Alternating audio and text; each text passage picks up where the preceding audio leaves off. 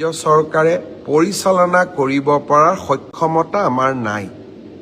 আমাক ক'তো আমি টেক্সো নতুনকৈ ল'ব নোৱাৰোঁ।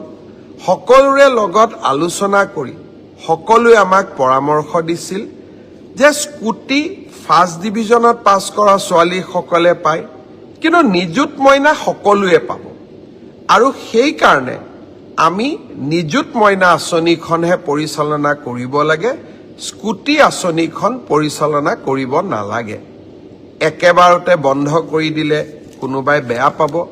সেইকাৰণে এইবাৰ আমি পৰীক্ষাৰ আগতেই সকলোকে কৈছোঁ যে 80% লাভ কৰা ল'ৰা আৰু ছোৱালীকহে এইবাৰ আমি স্কুটি দিম। কিন্তু যিসকলে স্কুটি নাপাব, ছোৱালীয়ে ভাগিনীসকলে, তেওঁলোকে